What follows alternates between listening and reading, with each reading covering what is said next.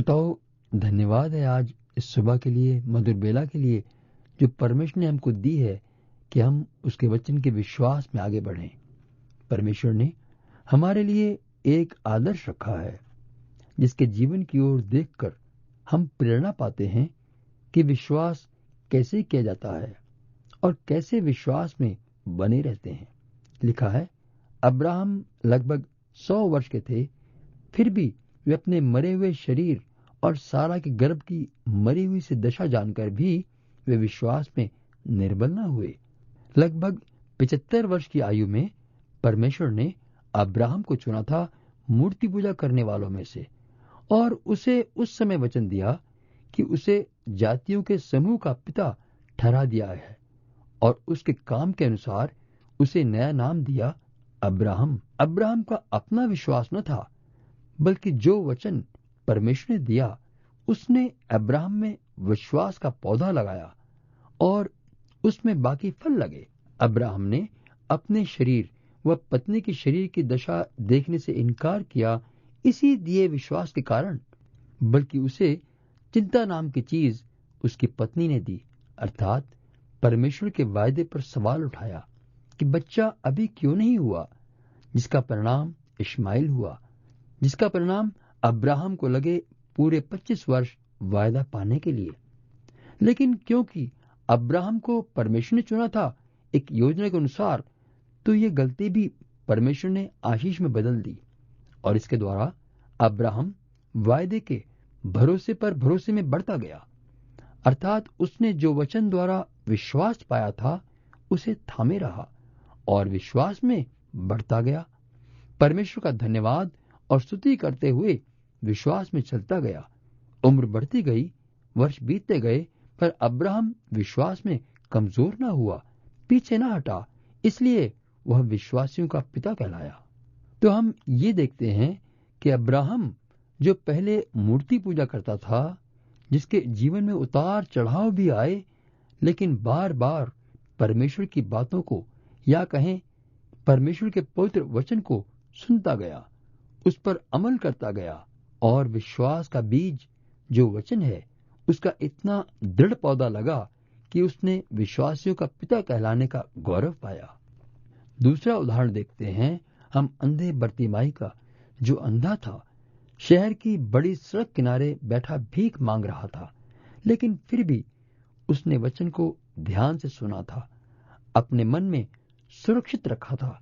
उसने जान लिया था कि नासरत का रहने वाला बढ़ई का लड़का दाऊद के खानदान से है, और ये बात उसने आराधनालय के फरीसियों से सुनी कि दाऊद के वंश से मसीह आएगा, वही हमें जीवन देगा।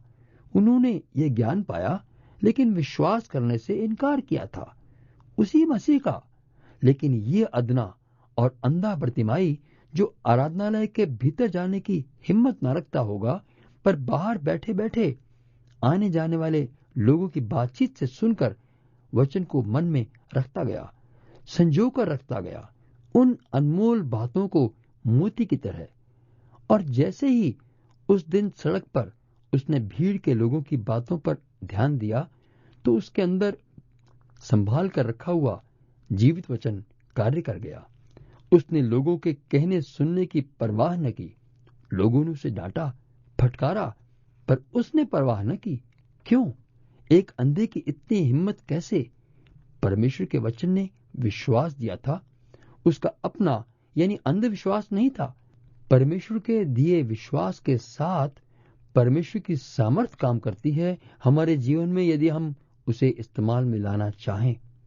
उस बर्तिमाई ने उसी यीशु का, जिसका धार्मिक लोग इनकार कर रहे थे, दुहाई देकर विश्वास का अंगीकार किया कि ये वही दाऊद के संतान है जिसका वायदा परमेश्वर ने किया था, जो दया करने की सामर्थ रखता है, अंधों को आंखें दे सकता है। उसे प्रभु यीशु ने कहा, तेरे विश्वास ने तुझे स्वस्थ कर दिया है, क्योंकि उसने विश्वास किया था। विश्वास किया कि इसकी दया मेरे जीवन की हर जटिल समस्या को दूर कर सकती है। जो लोग समस्या की जटिलता पर विश्वास करते हैं, वे वचन पर अविश्वास कर रहे हैं। समस्या के हल पर विश्वास करना, अर्थात वचन का सहारा लेना, विश्वास का सबूत है। वचन में हमें परमेश्वर की प्रतिज्ञा या वायदा मिलता है। उस पर विश्वास करने से परमेश्वर की महिमा हमारे जीवन से होती है। इसी प्रकार हम तीसरा उदाहरण देखते हैं, अरमथिया का रहने वाला यूसुफ, जो कभी रात के समय छिपकर यीशु के वचन सुनकर आया था। उसने विश्वास तो किया था, पर जहां पर सभी 12 चेलों का नाम है, उनके नाम की बड़ी व्याख्या है, वर्णन है, वहां इसका कोई पता ही नहीं। लगभग 3 साल तक ये अपने काम में लगा रहा, लेकिन प्रभु यीशु की महिमा व आश्चर्यक्रम की बातें सुनता गया, दृढ़ होता गया। किसी ने न कभी जाना, न उससे कोई सवाल पूछा, जैसे लोग चेलों से बात करते थे। लेकिन आज एक विश्वास की परख का दिन था। सारे बीमारों को चंगा करने वाला, मुर्दों को जीवित करने, दुष्टात्माओं से आजाद करने वाला, अपाहिजों, अंधे, बहरों को भी पूरा पूरा ठीक कर देने वाला व्यक्ति, जिसे धर्म गुरुओं ने भी कहा कि ये किसी की बातें नहीं बल्कि अपने अधिकार से बोलता है। इस व्यक्ति को गुरु व परमेश्वर मानने वाले मुख्य लोग 12 थे, जो चेले कहे जाते थे। इस व्यक्ति को दुष्ट, दुर्जन, पापी करार देकर सूली पर चढ़ा दिया। रफ्ता रफ्ता सभी उसके चाहने वाले, पीछे चलने वाले चेले यानी कि सभी छोड़कर चले गए और जाकर कहीं छुपने की जगह ढूंढ ली। लेकिन ये जो आज तक चुपचाप अपना काम करता रहा, प्रभु यीशु के वचन पर दृढ़ होता जा रहा था, उस रोमन सरकार के अत्याचार व भ्रष्टाचार से घबराया नहीं, डरा नहीं, बल्कि उसके विपरीत जा पहुंचा पिलातुस के दरबार में और यीशु की लाश को सूली से उतारकर गाड़ने की आज्ञा मांगी। इससे हम ये सीखते हैं कि विश्वास कर्म द्वारा जाहिर होता है। बाकी चेले सोचते थे कि जिन रोमन सिपाहियों ने बेदर्दी से यीशु को मारा पीटा, जिन यहूदियों ने उसे सूली पर चढ़वा दिया, उनका क्या भरोसा, हम चेलों को तो मारने के लिए ढूंढते होंगे। इसलिए बंद कमरों में छुपकर बैठ गए। लेकिन ये यूसुफ न घबराया, न उसने कोई परवाह की। क्यों? क्योंकि इस चेले का विश्वास था कि ये व्यक्ति साधारण दिखता है, लेकिन ये अद्भुत है, ये वास्तव में परमेश्वर है, ये मुर्दों में से जी उठेगा। इसकी हर बात, हर शिक्षा, हर वायदा और दावा भी सच्चा है। इसे मैं लेने के लिए जब पिलातुस के पास जाऊंगा, तो मेरा कोई भी कुछ भी बिगाड़ नहीं सकता, क्योंकि यीशु का दावा है, जीवन और फिर जी उठना मेरे अधिकार में है। यदि मेरे पीछे आने वाला मर भी जाए, फिर भी जीवित रहेगा, हमेशा का जीवन उसके लिए है। इसलिए यूसुफ एक ऐसा चेला साबित हुआ जिसने परमेश्वर के वचन की पवित्रता को आदर सहित ग्रहण किया।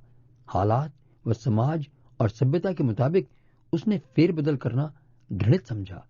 नतीजा यह हुआ कि पवित्र वचन की सामर्थ उसके जीवन में उस समय काम कर रही थी, जब सारी इंसानी ताकत व हौसले पस्त हो गए, जब हर समय साथ चलने वाले चेले विश्वास की थैली पीछे छोड़ गए थे और चिंता व डर की बोरी कंधे पर लाद कर चले गए। उस समय अकेले ही जाकर रोमन सरकार का मुकाबला करने के लिए आगे बढ़ गया और यीशु का शव मांग लिया। इस चेले यूसुफ ने चिंता व डर की बोरी फेंक दी और विश्वास की थैली उठा ली। इसलिए हम इस वचन को अपने हृदय में बहुतायत से बसने दें, ताकि हम मसीह के देह में अपना काम पूरा कर सकें। उसके लिए हम मसीह यीशु का धन्यवाद देते रहें, और ये तभी होगा यदि ये वचन, ज्ञान जो आपने पाया है, उसे प्रकट रूप में दूसरों को भी दो। अपने जीवन को उसी के अनुसार चलाओ, ताकि परमेश्वर का वचन अपना काम आपके द्वारा पूरा करे। दूसरे लोगों के जीवन में परमेश्वर अपना विश्वास पैदा करे, ताकि बहुत सारे अरमतिया के यूसुफ की तरह के दिलेर चेले तैयार हो जाएं। मेरी प्रार्थना है कि परमेश्वर की सामर्थ आपके जीवन की कमी को दूर करके आपको आगे बढ़ाए। आमीन।